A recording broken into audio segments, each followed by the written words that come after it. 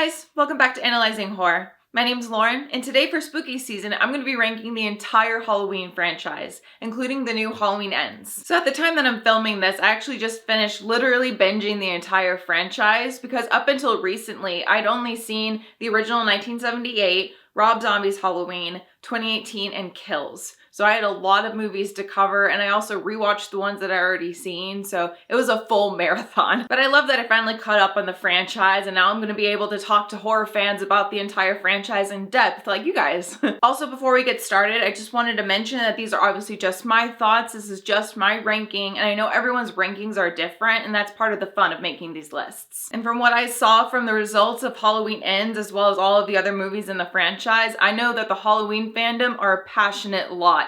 So even if you significantly disagree with my ranking, I promise you we can still be friends. And regardless of ranking, I had fun with every single one of these movies. All right, let's get into it. I feel like number one is usually obvious, so we're gonna start there and count our way down. All right, number one on my ranking list is Halloween, the original from 1978. So I feel like this goes without saying. It's absolutely a classic. John Carpenter, he's one of my favorite directors ever. Like, it's just such a fantastic movie. And it revitalized the slasher subgenre at the time. And it's so incredible and inventive in a lot of ways. I actually read somewhere that John Carpenter got inspiration for like the POV, like heavy breathing scenes from Black Christmas, which just came out a couple of years before this movie. And I just thought that was so inventive. And I just really loved how that inspired another horror movie. And then it just launched this entire franchise. Like, it's just so special. Absolutely a classic. We also get Jamie Lee Curtis as Laurie Strode. She's absolutely one of my favorite final girls. And I just love her performance.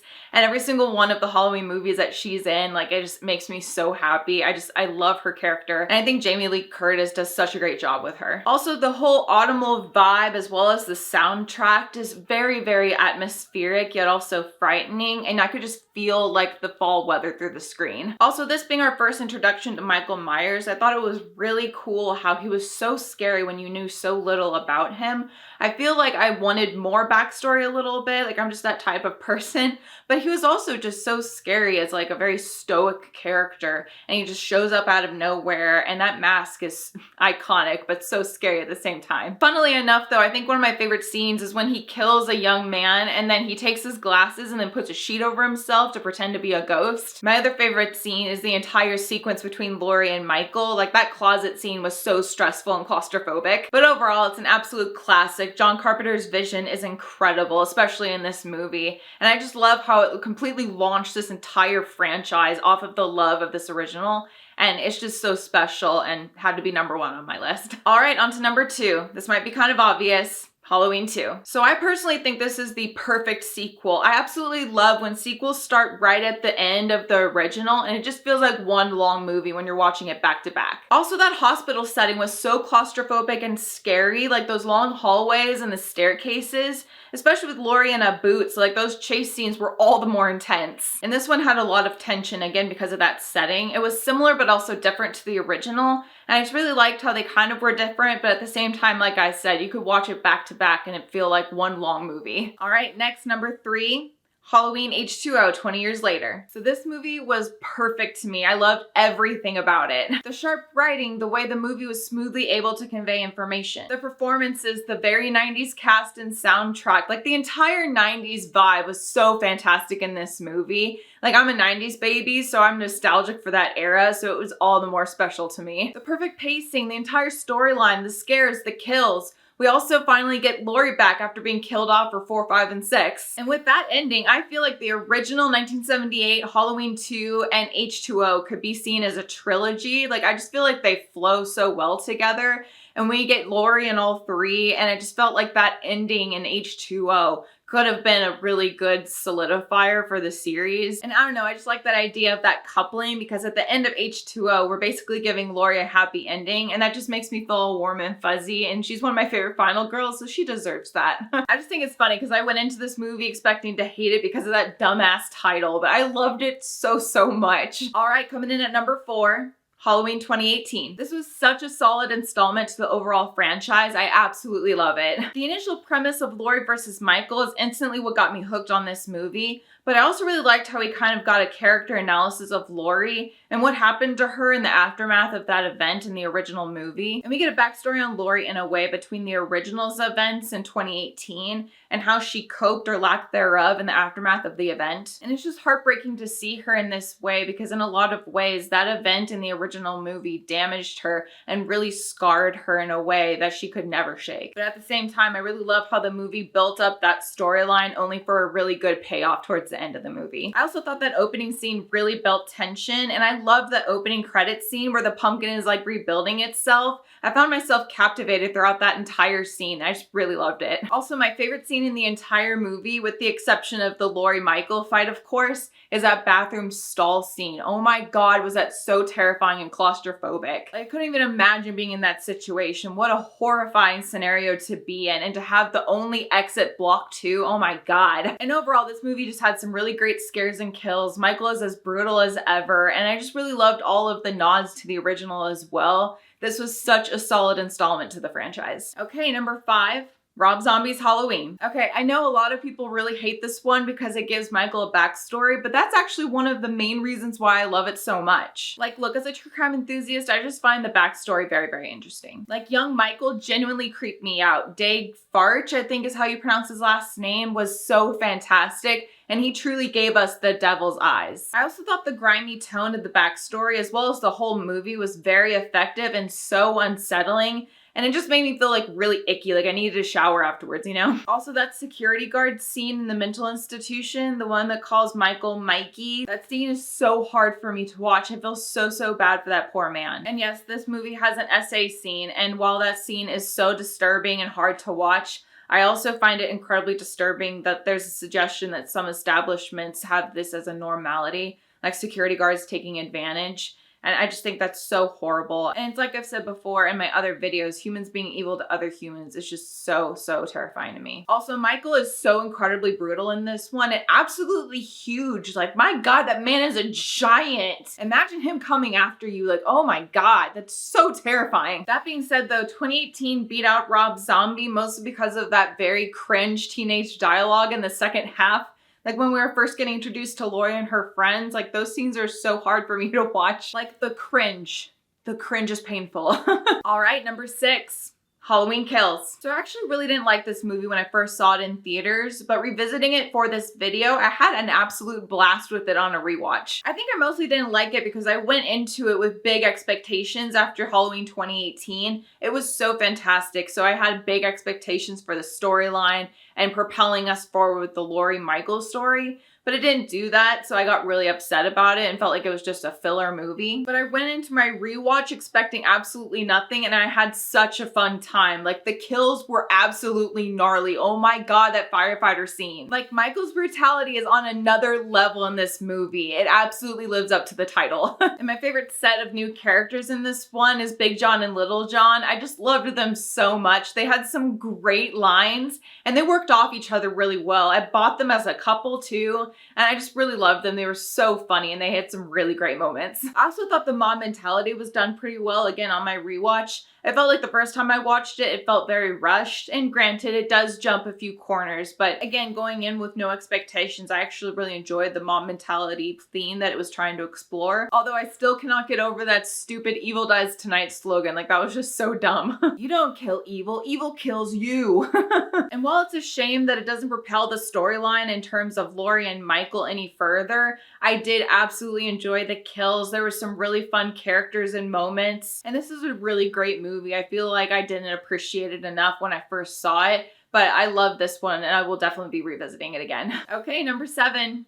Halloween Resurrection. So I actually went into this movie having no idea how almost universally hated this one is, and I was honestly shocked when I went to log it on Letterboxd and saw all of these negative reviews. But I actually had a lot of fun with it. Like, it's early 2000s, and again, I'm a 90s baby, so I grew up into the 2000s, so that's also nostalgic for me. Also, the very early 2000s cast, like Busta Rhymes is in this. Like, he has this karate scene with Michael that just made me laugh so hard. I also really liked how unique the premise was compared to other movies in the Halloween franchise. where like a TV crew is investigating the abandoned Myers home and they stumble upon Michael who is squatting there. The premise actually made me think of that one American Horror Story season, Roanoke, and I don't know, I just really liked it. I thought it was very inventive and different compared to the other Halloween movies. And yes, that opening scene did do Laurie dirty, but come on, the entire franchise has done that. She gets killed off from 4 to 6, comes back in H2O, dies in Resurrection, comes back in 2018. Like, the woman has come back from the dead almost as many times as Michael.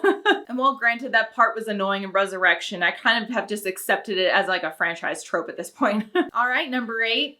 Halloween, Curse of Michael Myers. So this was a fun enough installment, although I will say Paul Rudd was my favorite part. I loved seeing him in a horror movie and I would love to see him in more. I also liked the other characters, especially the mother-son duo. Although I have to admit, I find this one to be the most underwhelming and almost forgettable of the franchise. Like, it was entertaining enough, but I just couldn't really tell you that much about the storyline. Like, I just wasn't hooked like the other movies were able to hook me. So it was entertaining enough, but that truly felt like just a filler, like a reason to make a Halloween movie. Like, it didn't really have very much substance for the franchise. Okay, number 9. Halloween 4. This was another one that had really great autumnal Halloween vibes. I could just feel the autumn weather through the screen. I also liked young Jamie as our new main character, despite the retconning of killing off Laurie. Like, I like Jamie, but killing off Laurie just for the sake of having a new main character annoyed me a little bit. But even so, I felt so bad for the poor little girl. I just wanted to hold her and protect her. Like, the way Michael relentlessly is stalking Jamie throughout 4 and 5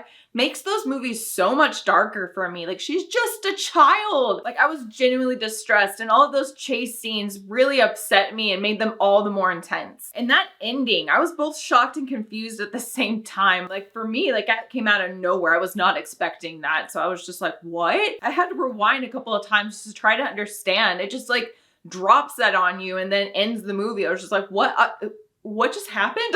And while I feel like it was a bit of a risk to kill off Laurie and create a new character for us, I did enjoy it and it was fun. I like Jamie as a character. And as always, Michael is so brutal. All right, following up after that, number 10, Halloween 5. Like, once again, Michael relentlessly chasing after this little girl upset me so much. Like, my maternal instincts, like, I just wanted to throw myself in between Jamie and Michael. I just wanted to protect her so bad. Like, that laundry chute scene, oh my god, that was so incredibly intense. And I could feel Jamie's vulnerability through the screen. Like, I felt so bad for her. Just in general, too, Michael is really brutal in this one. Like, there's a pitchfork scene, and holy shit. I also like the two cops as characters. There's one point where they admit that they're not very good at their job, and it just made me laugh. Although I have to say, I didn't like how 5 handled the aftermath of 4's ending. Like, at the end of 4, Jamie straight up stabs someone with scissors, and I feel like 5 never really addresses it, unless I'm wrong. I don't think they address it at all, and I just felt like there weren't enough ramifications for Jamie because she literally took a life, and it seems like she has a lot of freedom in comparison to anyone else that would have done that. I know it's just a movie and she's a little girl, like, I'm probably thinking too hard about this, but I was just like, didn't she like stab and kill someone at the end of 4? Like, why are we acting like she's still a sweet little girl? Isn't she? I'm confused. And also, she randomly has like this psychic connection to Michael, and I just felt like it didn't add to the story in any way, and it just felt like a waste of runtime, if I'm being honest. Although being the 5th installment to a franchise, it was a lot more entertaining than I expected it to be, and I had a lot of fun. Okay, number 11.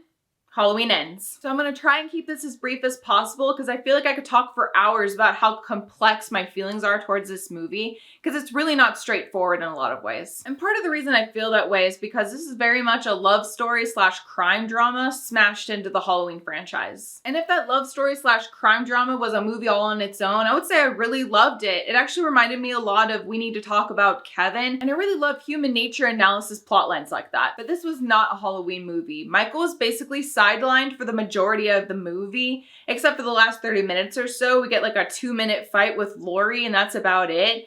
And I was just really disappointed. Even that fight, it felt like the building of tension wasn't done well enough because they were so focused on the love story slash crime drama. And it just felt like Laurie and Michael were kind of like a tacked on bit at the end. It was like a secondary thought, and it was just really disappointing because this movie is called Halloween Ends. Like, there are expectations that come with that title. And they kept pitching it as like the end of the Laurie Michael saga, and it very much was not. And I think that's really where my disappointment mostly comes from. Like if they were to pitch it kind of like Halloween Kills, where it's just another installment, we're not trying to like finalize or complete anything, it's just another story in the Halloween franchise, I feel like that would have been received so much better. All the trailers were pitching it as like Halloween 2018 2.0, so I was really excited and I felt like it was just going to be this constant building of tension to this giant battle between Laurie and Michael, and it just was not that, and it was just very, very disappointing. So that's part of why people went in expecting one thing and got something completely different. And I just really hate how the trailers hid that love story / crime drama part. I don't like it whenever marketing is like trying to hide something. I think that's just bullshit marketing. So it's hard because in a lot of ways, I really did like that love story / crime drama. There's this character, Corey, that I found very fascinating and I felt for him throughout most of the movie. Rowan Campbell, who plays Corey, was fantastic, by the way, and I can't wait to see him in more things. I thought he did a great job. And again, I think the missed opportunity was mostly that they pitched it as one thing, but then it was something completely different. I feel like it shouldn't be a surprise that people didn't receive it well whenever you were trying to say that, oh, this is the end of a saga, and then we get something completely different. And I'm still mulling over my thoughts. I've watched it twice. I think it's been like about a week since I watched it. And it's still like, I can't wrap my head around my thoughts because it's so weird feeling like two different movies, especially then on top of it trying to say like the end of the Laurie Michaels saga. Like it doesn't make any sense. I don't know what they were thinking making this movie. That was just very strange, but I had to have it as number 11 because in a way I really did love that love story crime drama. Like I said, I cared for Corey as a character, so I thought they did that well. I think where my disappointment mostly comes from is, again, like they pitched it as like Halloween 2018 2.0, like Laurie versus Michael once again, and it very much was not that. So it just left me very disappointed. Okay, number 12. Rob Zombie's Halloween 2. So up until watching it for myself, I had only heard negative things. So I went in with zero expectations. I actually expected to really hate this movie, but I actually enjoyed it way more than I thought I would. I really loved the sheriff and how he took Laurie in after the events of the first Rob Zombie Halloween. I just thought he was such a sweet man and a really, really great character. I also thought the gritty direction that Rob Zombie took Dr. Loomis in was very interesting. I feel like in another universe, Dr. Loomis is capable of doing something like that. Like I just feel like a lot of characters and real life people make money off of tragedies like that. And I don't know, I just thought it was a really interesting direction. And also, I forget his name, but I really love that actor that plays Dr. Loomis in the Rob Zombie movies. And I don't know, I just thought he was a really interesting character, and seeing him go down that path was very interesting to me. Also, Michael was so incredibly brutal in this movie. My God. I feel like Rob Zombie heard us say that Michael was brutal, and he's like, you want brutal? Oh, I'm gonna ramp up brutal. Like, he goes full throttle in this one. Like, there's this one scene where Michael stomps on a dude's face while he's laying on the ground. Like, holy shit, my jaw dropped. Although for negatives, I will say that those dream sequences were really hokey and weird, and I just didn't care for those at all.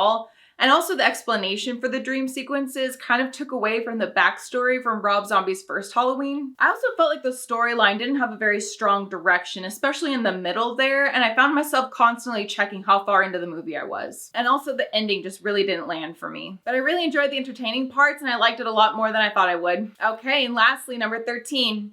Halloween 3. So this is last mostly because there is no Michael Myers in this one. I honestly was so confused and bored because I went in with no understanding that this was trying to be an anthology, and I kept waiting for Michael to show up, and at like the 45-minute mark, I knew to stop waiting.